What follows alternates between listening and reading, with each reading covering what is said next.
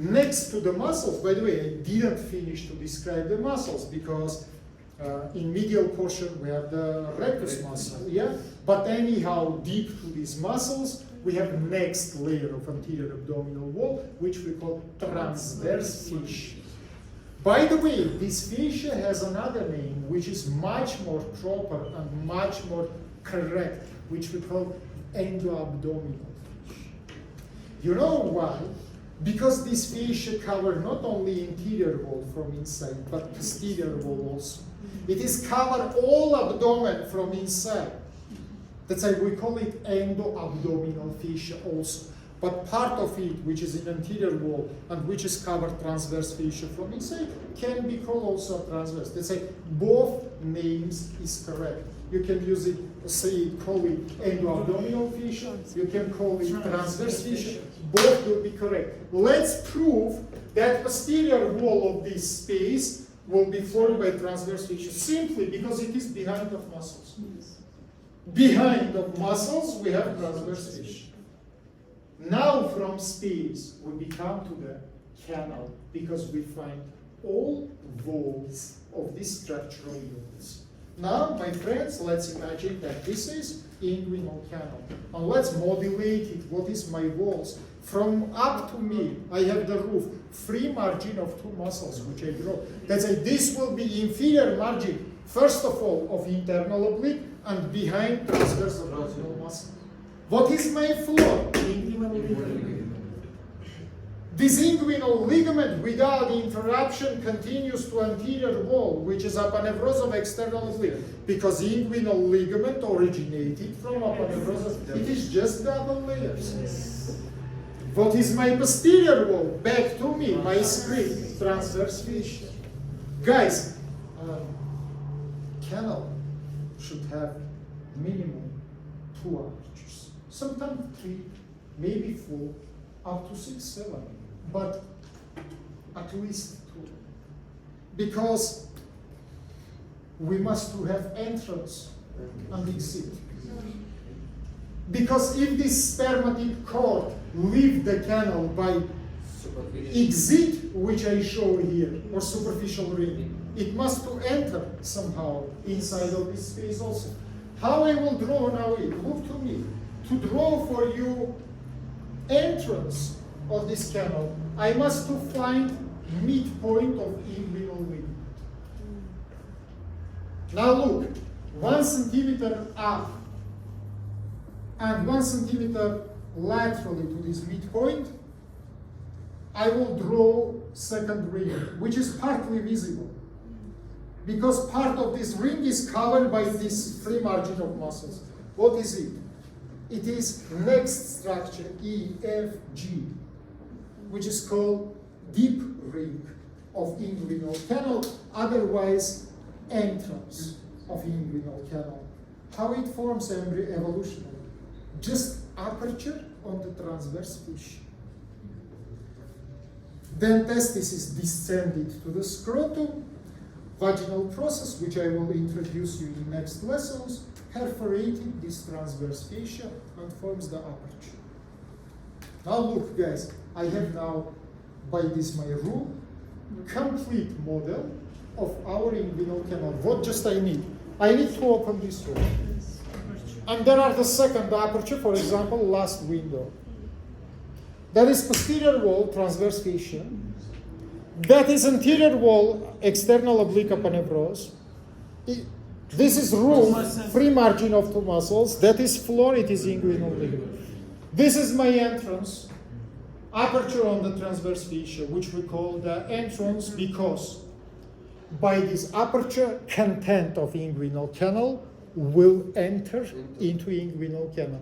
For the males, it will be mainly spermatic cord, not only, after we will speak. For the females, it will be round ligament. Sorry, from which space they come? What is my floor here? Behind of my door.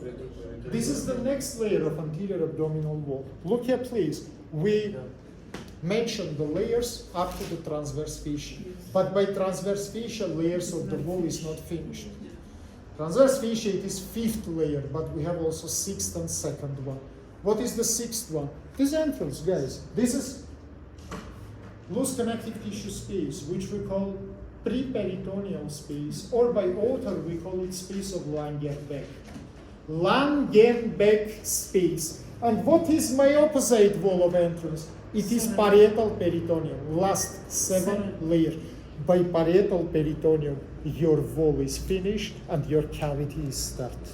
That's a parietal peritoneum. It is last layer of wall and first layer of the cavity. Now we have complete layers, 7 layers of anterior abdomen, but rectus muscle we didn't describe. We will say it is in same layer with same level with oblique muscles. We goes backside. Let's have a look. Enumerated all the layers. Number 1, skin. Number 2, subcutaneous fatty tissue. Number 3, it is superficial fascia, which I say proper fascia is not so good developed. We mentioned about it. Yeah. Number 4, it is muscles. Number 5, it is transverse fascia. Number 6, it is Langenbeck space. Number 7, it is parietal layer of the peritoneum. That's why we can come to conclusion that all the structures of inguinal space enter to inguinal canal from Langenbeck space by entrance or deep ring of inguinal canal. Now, I think we completely understand structural units of inguinal canal and how evolutionally it is formed and structures enter inside of it. In the future, of course, point by point, we will discuss all the structures inside of it. We will discuss the formation of inguinal hernias, types of the inguinal hernias, forms, treatments, surgeries, everything. Now just remember about it. That's why in this picture now you have all units of this canal. Deep ring, superficial ring, roof, floor, posterior wall, and imaginary interior wall, which is in front of us. Let's continue, my friends. That's until now we discussed only oblique muscles. Now we come to the straight muscles, which you see in the picture.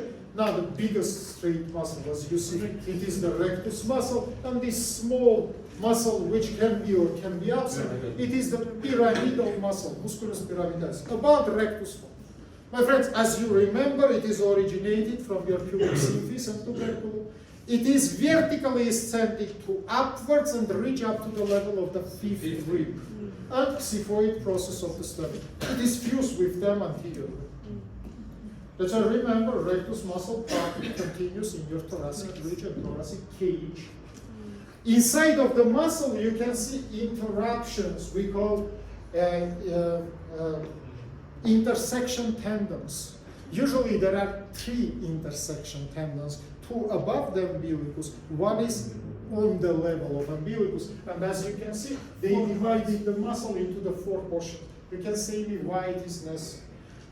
If you go to the gym, you know that there are superior press, middle, inferior press. What does it mean? This muscle can work autonomically only by some portions. If it is necessary to tense upper portion, lower can be relaxed. Vice versa, if you need to tense the lower portion, upper can relax. Big muscles is divided into separate portions as separate muscles. That is not separate muscles, but they have the autonomical work possibility because of different innervations. Little after I will introduce you innervation, and you will understand how it is happening. Upper, middle, and lower portions innervated by different intercostal nerves. It is 6 inferior nerves. As you remember, yeah?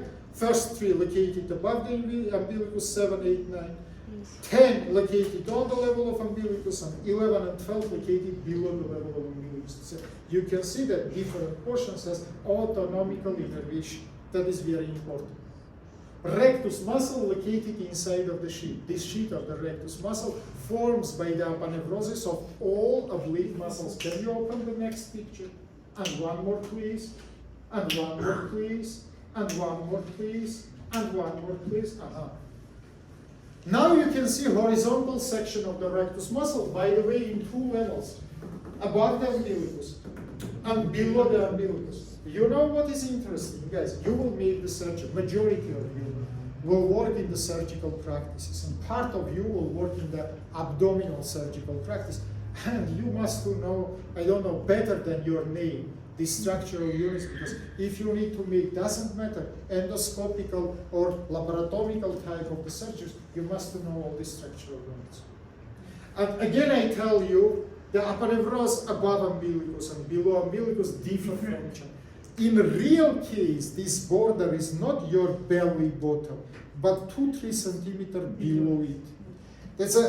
This is my belly button. Up to this level, above this level, we have one structure of aponeuros.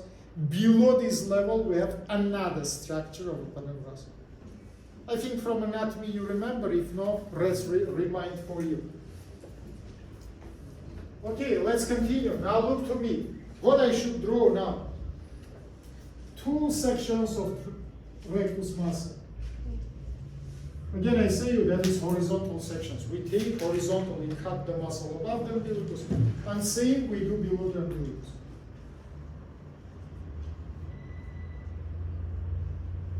Something like this.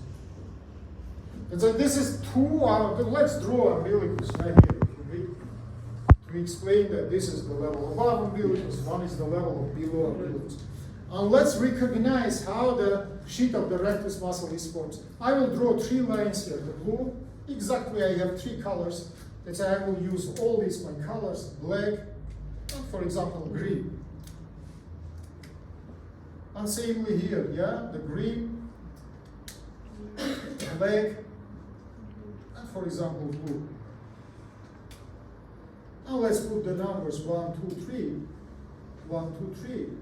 Of course, blue it is external oblique, black it is internal oblique, and the green one it is transverse abdominal.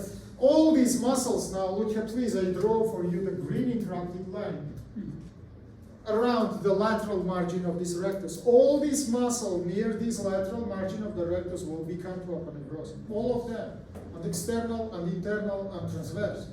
By the way, this line, imaginary line, yeah, which is coincide with the lateral margin of the rectus, we call the Spiegel line. Spiegel line, remember this name, Spiegel line. Otherwise, it has the second name also. We call it semi-lunar line because it has the semi-lunar form. Hamzajan, which kind of line is it? Surgically, clinically, which kind of line is it? Weak, guys. It is also weak because in the level of this line, all muscles is disappear. And instead of the muscles, we have only one aponeuros. That's why remember, please, we can have so-called Spiegel lines hernia. This is the hernia which is originated near the lateral margin of rectus. Why? Because no any muscular protection. Sometimes students say, sir, but you know, in our home, then we try to chewing the muscles, we find that aponeuros is stronger than muscle. Why the place of changing of muscle into aponeuros is weak, not strong? Because aponeuros is not so easy chewing structure, yeah? Muscle is softer. Who can explain me why, if the muscle becomes to aponeuros, it gives the weakness, not the strongness of the wall? You want to answer? You raise the hand. It is more than simple. More than simple. It will become as a glass. What? Layer, it will become one layer as a glass. No, it's not come to one layer. It is 3 layers of aponeuros. Each one become to, they doesn't fuse to each other. Movement. Because it is more than simple. Friend, then you long time boil the meat. What is happened with aponeuros? It is separated into the hairs, into the fibers. Muscle not so simple. Why? Muscle has elasticity. Look here, please. Now imagine that in front of me we have muscle and near aponeuros. Then I push the muscle from inside. What is happened with muscle?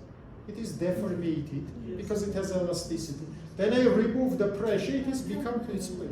Like the rubber balloon. What is happened then you push the aponeuros? You split it into the fibers. In your home, please take the simple plastic bag and try to push it. It is not the rubber balloon. It cannot become deformated and then again constricted. Sorry, it will form some protrusion, which is not removed, then you remove your force, because it doesn't have elasticity. Aponeurosis is strong, but it is not elastic. Then you press it, it cannot be deformated, it can be only split in fibers, and space is formed. As I remember, please, muscles is strong and protective structures because they have high elasticity. They can be dilated, constricted, deformated, and again come to the normal size. But aponeurosis doesn't have these qualities. Let's say, remember, please, this line which I draw in the picture, it is weak line, weak place. Again, I call it Spiegel line. Remember the name of it. Now let's continue. First of all, let's start to discuss formation of a sheet above the umbilicus. Look here, please, here, external oblique. Become to its aponeuros, I draw it by the interrupted lines, and this aponeuros cover the rectus muscle from in front. Second, my muscle, it is internal oblique. Look here, please. It is split into two aponeurotical layers. Yes. Above the umbilicus, one is cover the rectus from in front. Second is cover the rectus from behind. And finally, last, my aponeuros, it is transverse aponeuros. It is cover the muscle from behind. What we have now we have four layers. Two is for anterior wall of the rectus sheet, two is for posterior wall. And very important point. Look here, please. Between right and left rectus muscle, all these aponeuroses fuse to each other. Septum. And what is for? Guys, where is your anatomy knowledge?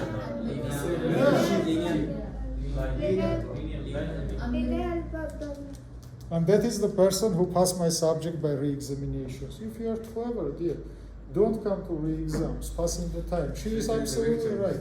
Linea alba abdominis, yes, of course, yeah? Linea alba abdominis, friend, even to use the pictures, it is necessary to have the gray letter in there. Other persons didn't use it, yeah, except of her. Now, I don't know, she is remember or she just used the picture, but anyhow, she is answering my question. Now remember, please, white line of abdomen. Again, I say linea alba abdominis. Again, weak place.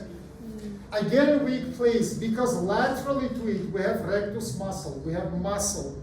In this place, no any muscles, only aponeuros. That's why remember, please, you can find in the future the hernias of white line, linea alba abdominis. And majority, 99% of them, will be located above the umbilicus. Why? Right, or remember, above the umbilicus, the width of this line, approximately 1 centimeter, the thickness of this line, approximately 1 millimeter. That's why it is wide structure, and more wide is structure, the more thin structure. Thin structure, yeah? Less wide is structure, the more thick is structure. And the more wide is structure, the more weak is structure. I think it is understandable. Last information and you will go. What is below the umbilicus? Look here, please. External oblique aponeuros, cover the muscle from in front. Internal one, without splitting of the layers, again cover the muscle from in front. And same for transverse, without splitting into the layers, it is cover the muscle from in front. You can say me what is behind of muscle? One. Transverse tissue. Next layer of our wall, which is covered transverse muscle from inside, it's transverse tissue. So you can see that all aponeuros is here located in front of muscle, not behind of it. That's why, guys, place of transition into this 4-layer structure, to this 3-layer aponeurotical structure, which is located 2 centimeters or up to 3 centimeters below the umbilicus, we call arcuate line or Douglas line, and it is also weak place of anterior abdominal wall because aponeuros stand weaker here. Instead of 4 layers, we have 3 layers. Instead of anterior, posterior, location. We have just anterior. And last point. Also, all the aponevroses fuse to each other, but big difference. If above umbilicus, this junction separated right and left rectus sheets to each other, below, no. Behind of rectus, right and left sheets communicating to each other. If will be inflammation in one of them, it can be simply spread into the other. And the sizes, approximately 1-2 millimeter width and approximately 1 centimeter thickness. That's why it is much more stronger here, and we don't see formation of hernias below the umbilicus. Vascularization and innervation you will read in your home. Now 1 minute I will check your how many